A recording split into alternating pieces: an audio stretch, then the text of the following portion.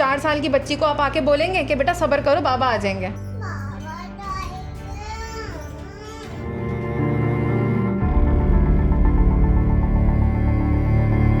रबीउल अव्वल का महीना है, मेरे मियाँ को बहुत पसंद है ये महीना। आज पहली बार है कि हमारा घर जो है वो अमीन ने लाइटों से सजाते थे, नहीं सजा। देख लें बेरौनक है घर, कुछ भी नहीं हो रहा।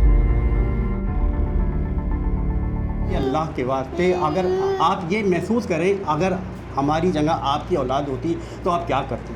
आप इंतज़ार करते।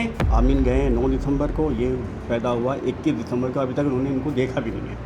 और मुझसे इन्होंने कहा है वो हकीकत नहीं कीजिएगा, मैं खुद आके करूँगा। ये लोग हम मुझे मारने के लिए लेके जा रहे हैं, मैं नहीं बचूँगा। मेरे बच्चों को जो है पढ़ाना, उनको अच्छे से पढ़ाना।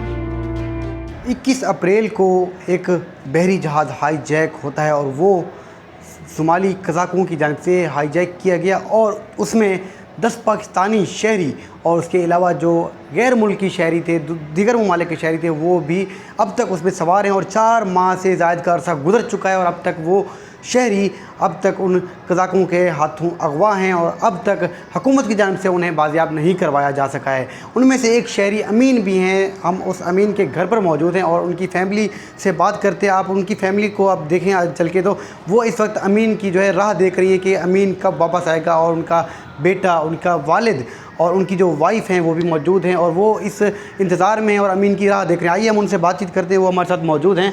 हम उनके घर पर पहुंच चुके हैं और उनसे बातचीत करते हैं। अस्सलाम वालेकुम। वालेकुम अस्सलाम। अच्छा, ये बताइएगा कि आपके शौहर का नाम क्या था और कितना अरसा गुजर चुका है और रब्ता कब हुआ था आखिरी? अस्सलाम वालेकुम। मेरा नाम आयशा अमीन है। मेरे हस्बैंड का नाम अमीन बिन शम्स, जो कि ऑनर 25 पे एज़ अ फ़िटर काम करते हैं। आखिरी रब्ता हमारा 1 महीने से भी ऊपर हो चुका है, हमारा रब्ता नहीं करवा रहे वो लोग। और ये बताइए कि अगवा कब हुए थे, कैसे अगवा हुए थे, कहाँ जा रहे थे ये लोग? 21 अप्रैल का ये वाक़या है। 21 अप्रैल की दोपहर में जो है उनका शिप हाईजैक हुआ है। ये सोमालिया जा रहे थे, मोगादिशु उन्होंने जाना था।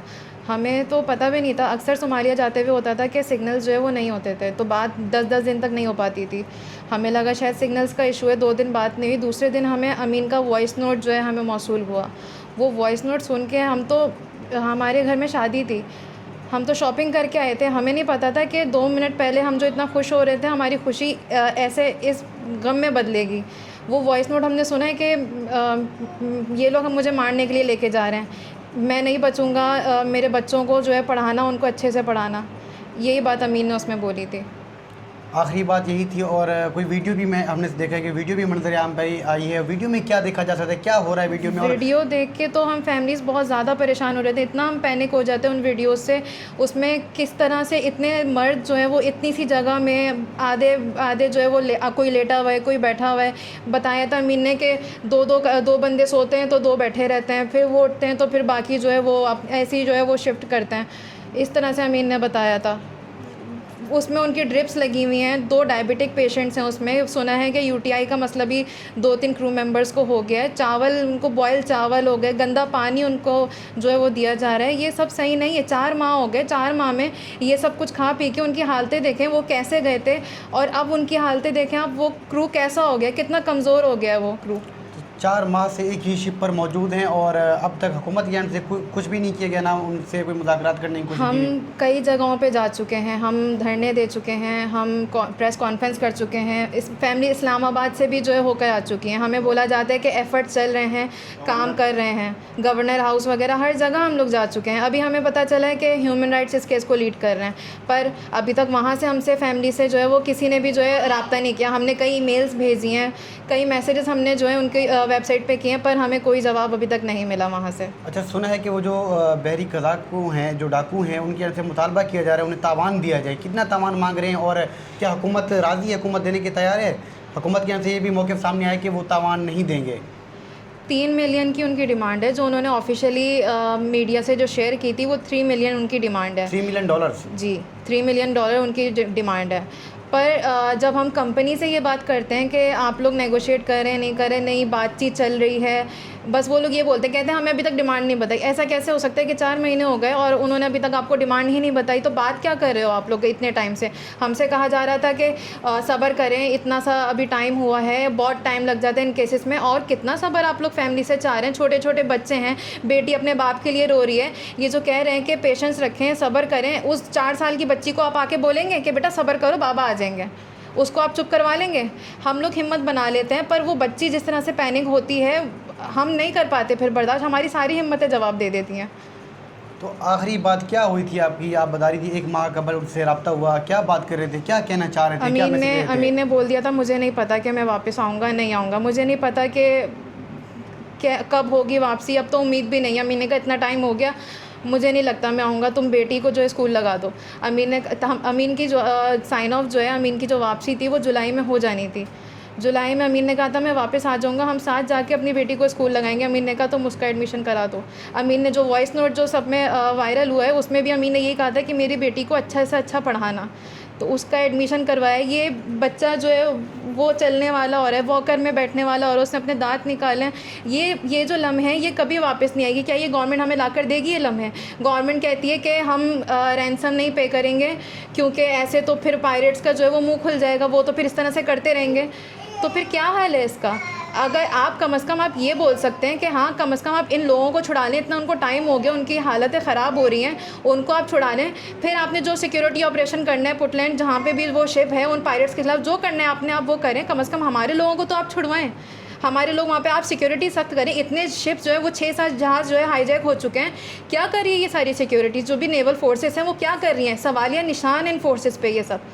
जब 10 पाकिस्तानी शहरी 4 माह से अगवा हैं, तो क्या हुकूमत की नज़र में इनकी कोई कीमत नहीं? क्योंकि 10 ख़ानदान अभी तक उनकी राह देख रहे हैं। हम तो दर बदर ही फिर रहे हैं, हमें तो वाकई लग रहा है कि कोई वैल्यू नहीं है। वही ना, जिसका जाता है उसी को एहसास होता है। इनका अपना कोई होता तो शायद इनको एहसास होता, इनको पता चलता है कि हम फैमिलीज़ किस कर्ब से हम लोग गुजर रहे हैं, कितनी तकलीफ़ें हम लोग जो है उठा रहे हैं। रबी अव्वल का महीना है, मेरे मियाँ को बहुत पसंद है ये महीना। आज पहली बार है कि हमारा घर जो है वो अमीन ने लाइटों से सजाते थे, नहीं सजा। देख लें बेरौनक है घर, कुछ भी नहीं हो रहा। तो अब क्या मुतालबा करेंगी आप हुकूमत से, हुकूमत वक्त से और वफाकी हुकूमत से? क्या कहना चाहेंगे आप? क्या उम्मीद रह गई है? मुतालबे हमने बहुत किए, हमें उम्मीद थी कि गवर्नमेंट तक अभी हमारी बात नहीं गई है। हम गवर्नमेंट तक जाएंगे तो क्या पता गवर्नमेंट हमारी सुनेगी और फ़ौरन एक्शन लेगी, हमारे लोगों को छुड़ाने की कोशिश करेगी, कुछ करेगी हमारी गवर्नमेंट। पर अब तो बिल्कुल ही हमें लग रहा है कि हमारे सारे दरवाजे हमारे सामने जो है वो बंद कर दिए गए, सिर्फ इंतज़ार ही लिख दिया गया। आप हमें बताएं, जिन्होंने 4 महीने जो है लगा लिए जहाज़ पे हमारे लोगों को रखा हुआ है, वो कैसे ऐसे थक हार के जो है वो उतरिएंगे, ऐसे ही छोड़ देंगे हमारे लोगों को?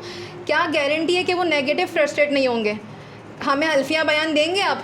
क्या आपने हमसे कहा, मोफा ने हमसे कहा कि आप फैमिलीज़ हमें हल्फिया बयान दें कि हम सिक्योरिटी ऑपरेशन करते हैं, उसमें अगर कोई जानी नुकसान होता है तो गवर्नमेंट नहीं फैमिलीज़ जो है वो उसकी ज़िम्मेदारी लेती हैं। सही, तो आप हमें जो है बयान दें कि अगर वहाँ पे पायरेट जो है वो इस सब से नेगेटिव फ्रस्ट्रेट होंगे तो उसकी ज़िम्मेदारी कौन लेगा? अगर वहाँ पे कोई नुकसान होता है हमारे लोगों को तो उसकी ज़िम्मेदारी कौन लेगा? हमारी बस यही अपील है कि प्लीज़ हमारे लोगों को जो है कुछ होने से पहले, कोई बुरी खबर आने से पहले हमारे लोगों को वापस लाया जाए। अच्छा, ये अमीन भाई के वालिद हैं, उनसे भी बात करते हैं। ये बताइएगा ये बेटा किसका है? ये बेटा अमीन का है, और अमीन जब यहाँ से गए थे, जब बेटा पैदा नहीं हुआ था, अमीन गए 9 दिसंबर को, ये पैदा हुआ 21 दिसंबर को। अभी तक उन्होंने इनको देखा भी नहीं है, और मुझसे इन्होंने कहा है वो हकीकत नहीं कीजिएगा, मैं खुद आके करूँगा। अच्छा, 4 माह गुजर चुके हैं, आपने किस किस का दर खटखटाया है? कहाँ कहाँ गए? हमें नहीं पता हम किस किस के दरवाजे पे गए, जा करके हमने बड़े बड़े लोगों के दरवाजे पे गए। जैसे हमें उम्मीद होती है कि हाँ मैं इनके पास जाऊंगा तो कुछ हमारे लिए बेहतर होगा, मगर जिसके भी दरवाजे, हम फॉरेन मिनिस्ट्री, इस्लामाबाद, गवर्नर, ऐसे लोगों से टाइम लेना बहुत मुश्किल होता है। लेकिन हमने टाइम लिया, लेके इनसे बात की, मगर प्रोग्रेस वही ज़ीरो। कुछ हमें मामलात का कुछ पता नहीं चल रहा है कि क्या हो रहा है, क्या हाल। ऐसा लगता है जैसे हम पाकिस्तानी बाशिंदे नहीं हैं, हम किसी और मुल्क के हैं। अगर हमारे साथ कोई मसला होगा या बाहर जाते हैं कमाने के लिए या कोई मसला होता है तो कौन देखेगा? जाहिर है पाकिस्तान की हुकूमत ही देखेगी, और कौन देखेगा? लेकिन ये अपनी ज़िम्मेदारी से हाथ उठा लिया इन्होंने। मुझे बहुत उम्मीद थी इसहाक डार से कि वो बाहर गए हैं, कुछ अच्छी खबर, कोई अच्छी न्यूज़ मिलेगी, मगर उन्होंने जा करके वहाँ पर, ये बात तो यहाँ भी कह सकते थे, वो वहाँ पर जाकर वो कह रहे हैं क्या नाम क्या, हम फंडिंग नहीं करेंगे। बगैर फंडिंग के वो कैसे छोड़ेंगे? वो अगर उनको खिलाफ ला रहे हैं तो कुछ लेंगे, वो बगैर लिए तो छोड़ेंगे नहीं। आपने हाथ खड़े कर दिए, अब हम किसके दरवाजे पे जाएं, किससे बोलें, किससे लो लगाएं? खुदा के लिए हम लोगों की रातों की नींदें हराम हो गई हैं। हम सोच के पास, जब से आपने ये स्टेटमेंट दिया है कि फंडिंग नहीं हो सकती, आप यकीन करें जब से हमारा दिल खून के आंसू हो रहा है कि अब हम कहाँ जाएं, क्या करें। हम आपसे तो बड़ी उम्मीदें लगा के बैठे हुए थे हम, लेकिन आपने हमारी उम्मीदों में पानी फेर दिया। आप कोई अच्छा ऐसा स्टेटमेंट दें, ऐसा कोई रास्ता निकालें कोई बीच का रास्ता निकाले कि सारे पाकिस्तानी वापस आए। पूरी फैमिली परेशान हो रही है। जब हम उनसे मिलते हैं सबके आंखों में आंसू होते हैं।